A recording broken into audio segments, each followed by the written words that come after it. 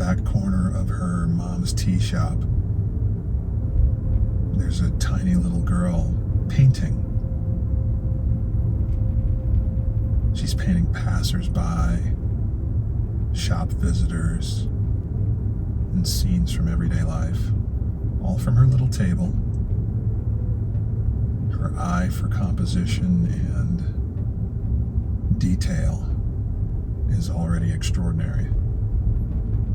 And this little girl would go on to be one of the world's most successful and celebrated artists in human history. Plot twist, she did this at a time and in a country where women weren't even allowed to be professional artists. You might know who I'm talking about just from that last detail. But just in case you don't, welcome to Something I'm Learning. It's my end of day chill down show for creatives. My hope is that Something I'm Learning brings together a community of people who make things from thoughts for the purpose of reminding you that you have one of the most important jobs on earth as a working creative. You help people survive life. That's something I'm learning. This little girl I'm talking about grew up in Japan, and at the time, women were not allowed to paint professionally. You might get your hands as a woman on a set of brushes and paint upon your marriage, but you were certainly not allowed to pursue art as a profession, only something to pass the time in private. This little girl grew up in a unique circumstance. She had lost her father. In fact, her father died shortly before she was born, so she never knew him. And by the time she came along, it was just her mom, and I don't remember how many siblings and whether they were boys and girls or just sisters, I don't remember. But she grew up watching her mom run the tea shop by herself, essentially. Kids would help out, but essentially it was all up to mom. And that's where this habit of painting began. Fortunately, her mom recognized her talent and began to nurture it, began to encourage it. Made sure she had brushes and tools to work with. And by the time she was, I want to say 13, her work was appearing for public viewing.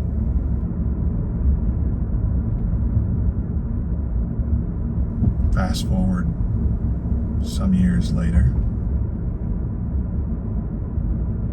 Uemura Shoen was beginning to build a bit of a local reputation for how beautiful her paintings were. She discovered that she was partial to the ukiyo-e style, wood blocks.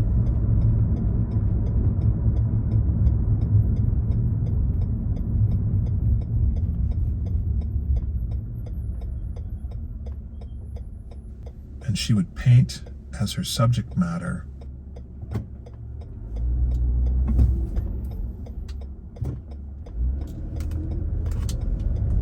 not the courtesans of high society or the usual subject matter of the day, but everyday Japanese women going about everyday tasks, but always treated as beautifully as possible on these woodblock canvases.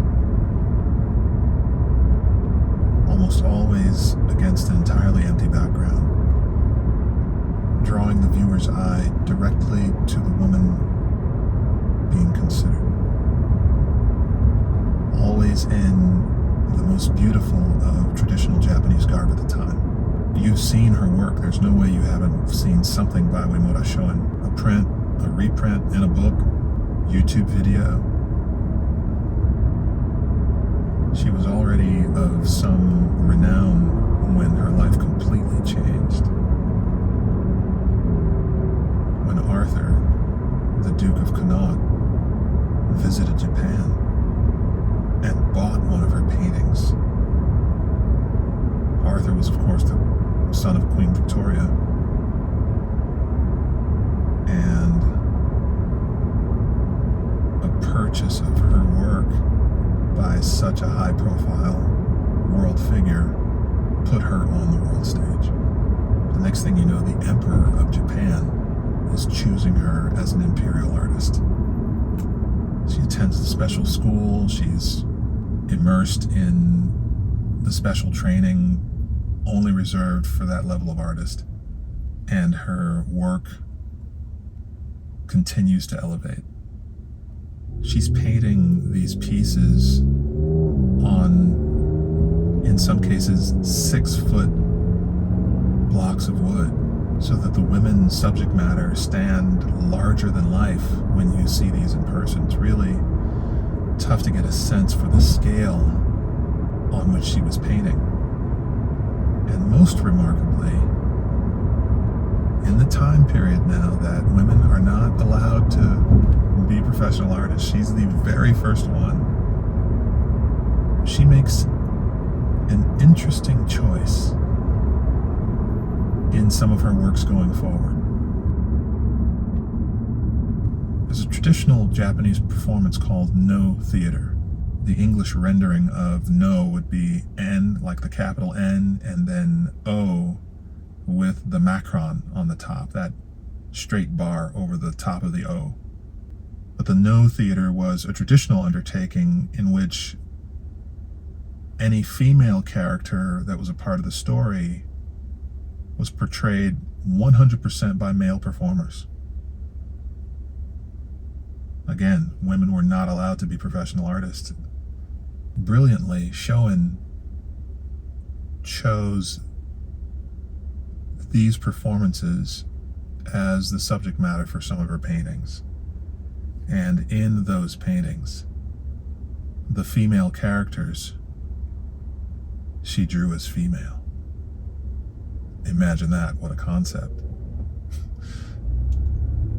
A quiet but bold statement, masterfully executed.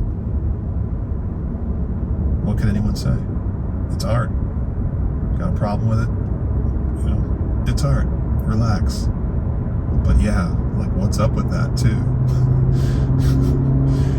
What's up with these female parts not being able to be played by female performers? Just quietly raise the question in a way that could not be ignored without saying a word.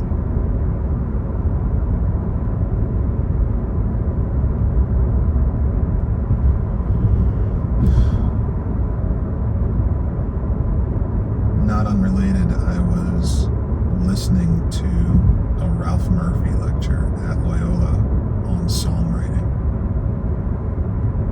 He was warning up-and-coming songwriters that when you're writing your lyrics, never whine, never preach, and never lose.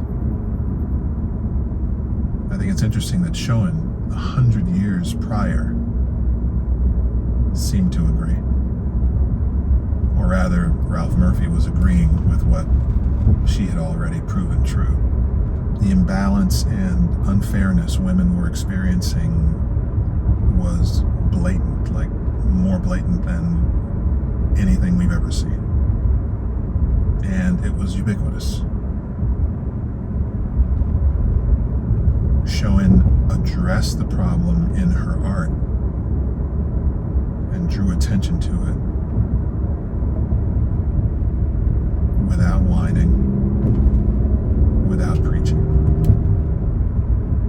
and certainly without losing. Just an elegant, powerful approach. As a result, result, she was able to initiate and influence a change, and do so without losing.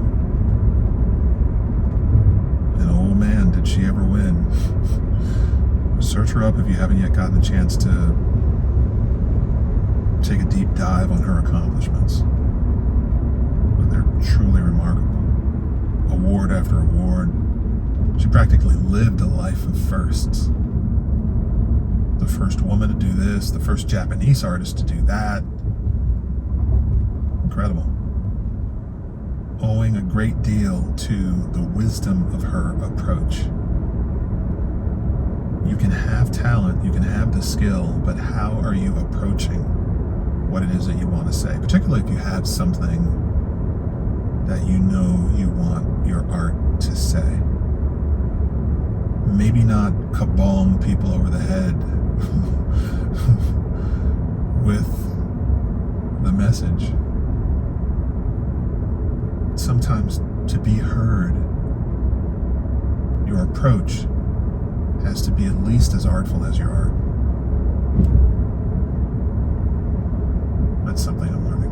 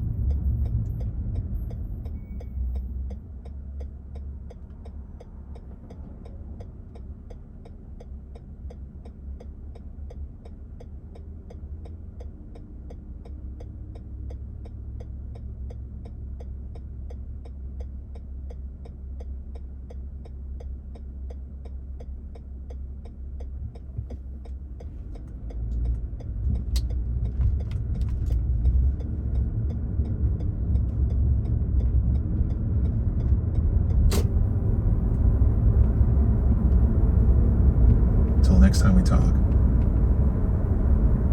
I wish you time and an interesting view from your table in the corner. I wish you